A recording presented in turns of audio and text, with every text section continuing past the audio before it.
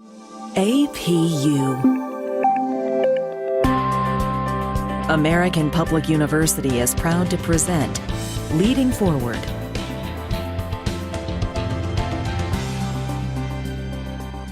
Welcome to the podcast. I'm your host, Kandis Wyatt. The goal of this podcast is to highlight our local heroes in our community who are champions of important issues affecting us all on a national and international scale. Today, we're going to add to that very important discussion happening both nationally and internationally regarding the importance of dream building and creating a vision. So today, my guest is Mr. Bill Brown, who is a global speaker and the founder of Vision Builders, a think tank and also a digital footprint company providing tangible methods to build and realize dreams. Mr. Brown, welcome and thank you for joining me. Good morning, Kandis, and thank you for having me. I appreciate being here. The pleasure is all mine, Will. So let's talk about dreaming and vision building. There are so many people out there right now that are changing course and charting a new path, which requires the ability to dream big. So can you start by telling us a little bit about yourself and the importance of dreaming? I love answering that question because that wasn't something that I was trained to do as a child. You know, I came from a very poor family in the Bronx, a family of 9. I'm the middle child. All the stories that you hear about the middle child is very true. But I've lost a couple of brothers, one to drugs, one to prison, and I was the next brother in line. And I wanted to be different, and I wanted my younger brother to follow a different path. So for me, I hit the streets for a while. I did the street stuff. I did the wheeling and dealing. I won't go into that. I kind of like to glorify it. But at some point, I realized I had a gift in music. I went into the music business. I worked with some popular groups at the time, and I started to realize that they were broke, and the people that were running the business had the money, the managers, the producers. And after watching some of this happen, I said, I don't want to be on stage. I want to do what these guys are doing, because these are the guys that are driving the cars and living the good life. And that's what created my love for business and learning how business worked. I started studying, at the time there was no Google and stuff, but I started studying law books. I started looking up things about business and how business worked. And that's what made me fall in love with business. And from that point, I began to mentor every group I would work with on how to be paid correctly. The different ways of being paid in the industry was not just going on stage and doing shows, but publishing, royalties. And I began to mentor groups, and some of these people are still in my life to this day because I've helped them navigate through the business correctly.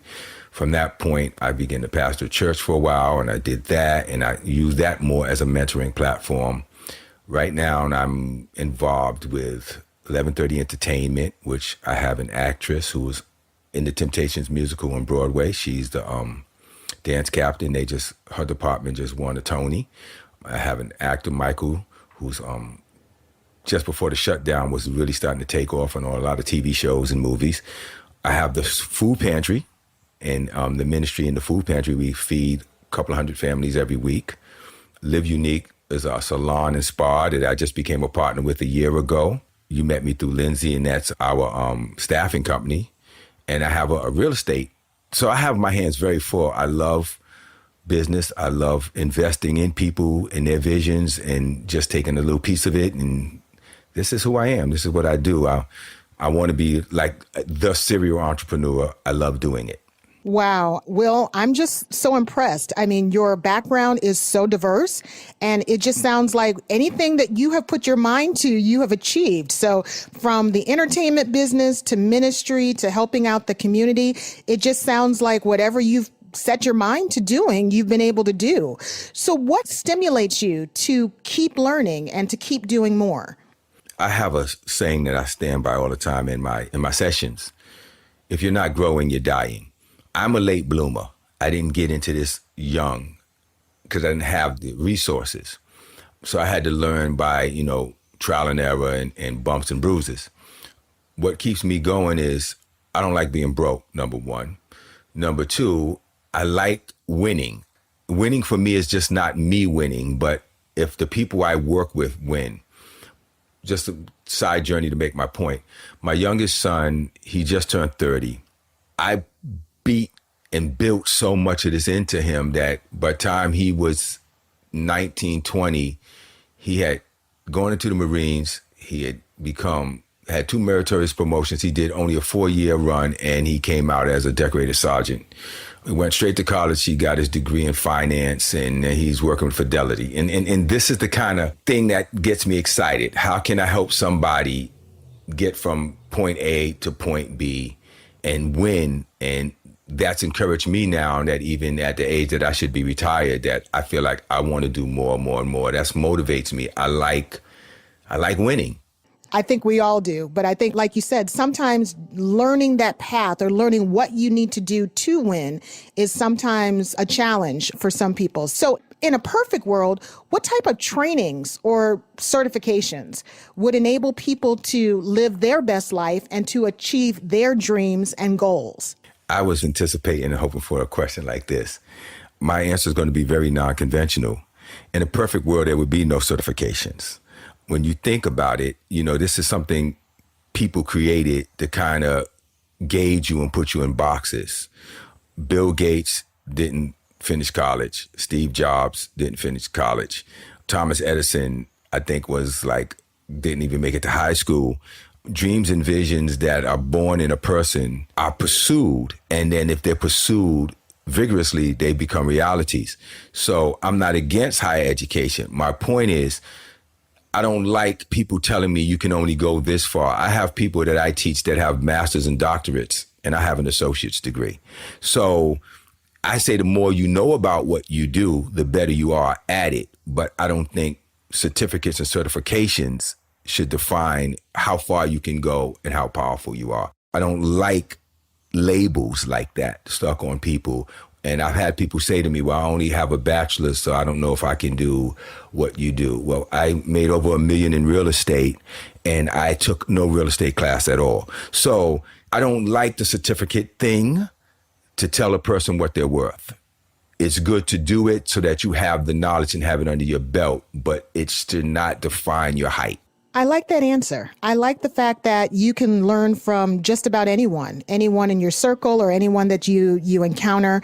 And I think that is a really good point for our students to understand that, as you said, while professional, or I guess you'd say traditional brick and mortar education is important, there are also other avenues that you can capitalize on to learn. And I think that's a really great point. Here's what I say. Here's what I say. Learn as much as you can learn about what you do. That's what I tell people, whether it's conventional or non-conventional. Learn as much as you can about what it is you decide you wanted to do. The more you know, the more you earn. That's been my statement, and it stays my statement.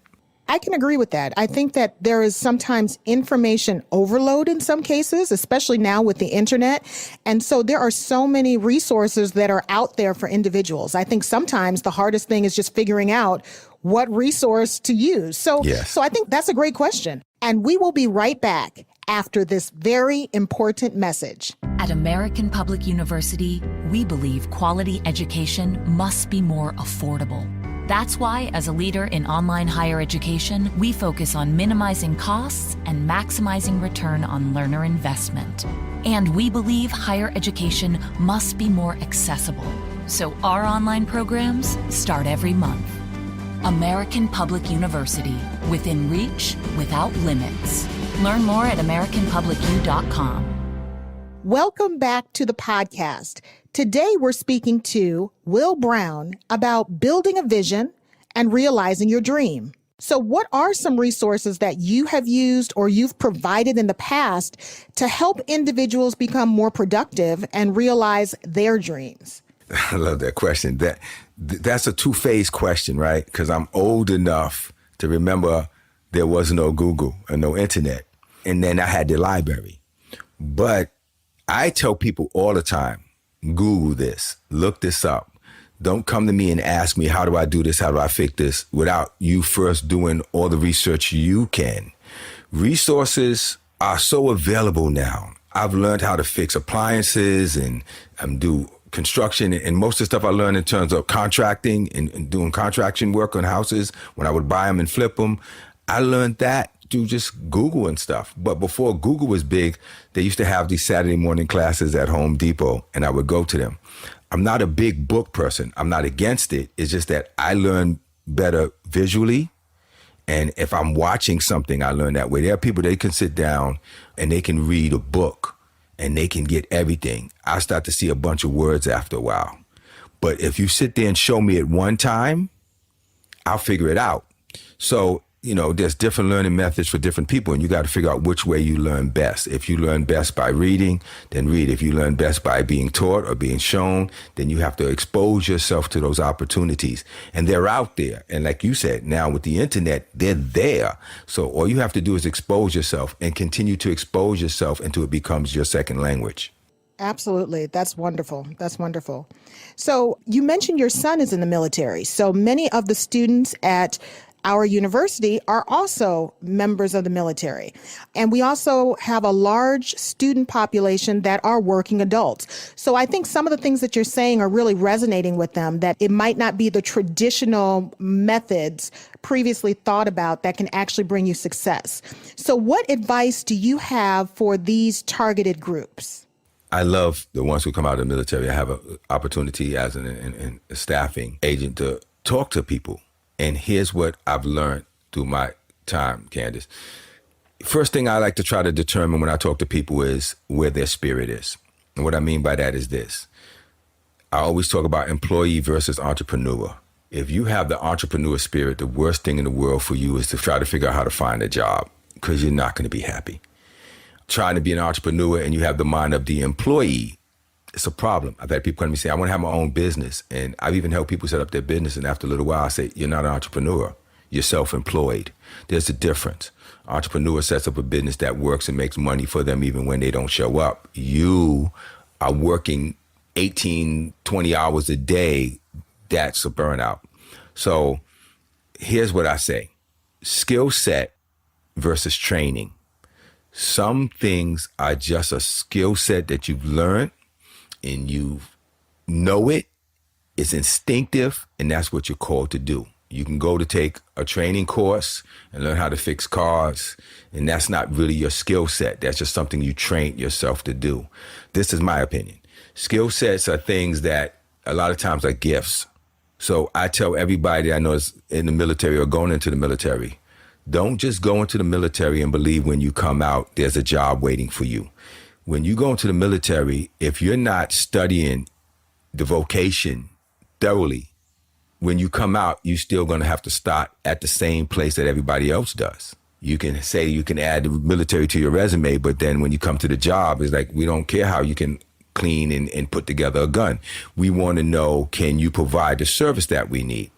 So I tell people, listen, when you come out in the civilian place, it's just like college. They want to know your practical experience. So maybe you need to intern while you're in the military. If you can, get the opportunity to do that job in real time. So when you come out, it speaks to the language of the civilian, not just the military life. Am I clear on what I'm saying? It's really resonating with me. But like you said, different groups sometimes might have a different mindset. And what I'm hearing is you really have to have an open viewpoint about the future and how to build your dreams and just how to be more productive. I like the way you put that. The people that I'm most successful with are people that I use this term, and I'm sure you've heard it, people that have the ability to pivot. People that don't pivot well, those people don't usually go far. That means you can be on a path and you can have your whole mindset, but there may be a tree in the road and you have to know the alternate routes around, or there may be such a long line in that direction. I give this analogy, and I learned this a long time ago. I would ask people, if there's a line and they're giving out $50 and you can get on as many times as you want, and there's another line and they're giving out $1, which line would you get on? And of course, everybody's response is the $50 line. And I said, but that line's going to be crowded. Everybody's going to be on the $50 line. I can get on the dollar line and go through it 1,000 times while you stand waiting on the line to get your 50. You have to find the road sometimes least traveled and the road that works best for you. You have to be able to move from the left to the right when it's necessary so you can have your whole dream laid out. And I've had so many people come to me and say, COVID hit and I lost everything. My salon that I'm a partner with, we were renting a chair in Brooklyn and we were setting up to get ready to move, and then COVID hit and everything shut down. I said, well, let's take one chair, let's put it in the middle of the floor at the church, let's put a mirror up and let's set up a temporary thing and let's keep it growing. And from that, we now have built into, we have a 2,000 square foot space that we've already taken over 300 square foot up and we're beginning to build. But that built in COVID because now we had a whole new group of customers and we start definitely working with the first responders. We had a whole new group of customers that we didn't have before COVID. So the ability to pivot and make that move opened up a door to more opportunities. So the people who can pivot are the people who will grow the most and go the fastest. Thank you for that. I think that's really important, especially to our listeners during this global pandemic. So as we begin to wrap up, I know there's a lot of misconceptions out there when it comes to building a vision or realizing your dream. I've heard of writing your dream down or coming up with 3 steps every day that you're going to do to build your vision, or even having a vision board. So given all of the different versions and suggestions out there, what do you suggest for people to start building their vision and to realizing their dream? Okay, that's a good question. I want to reiterate, there's a difference in my mind between a vision and a dream, and we use the words interchangeably, and I don't think that that's correct. Again, my opinion. Mm-hmm. Dreams are inspiration. Dreams can come to you if you're a spiritual person. I'm a believer in God, that God gives everybody dreams. Everybody has the capacity to have some kind of dream about what they want to be and where they want to go. That to me is not a vision. That's a dream. The problem with dreams is you wake up from them. You can have them and they can be great, and then the alarm clock rings and it's over. What I'm calling the alarm clock is life. When life hits that dream and realities of struggle hit that dream, a lot of times people throw that dream right away. That dream fades away just as easy as you waking up in the morning. A vision is when you take that dream and you begin to put action to it, when you begin to put resource to it, when you begin to investigate it, when you begin to put it on the path of motion. Now it's a vision. Bible says without a vision, people perish. It doesn't say without a dream. It's without a vision. So vision is when you take the dream and you begin to give it real feet in the 3-dimensional world.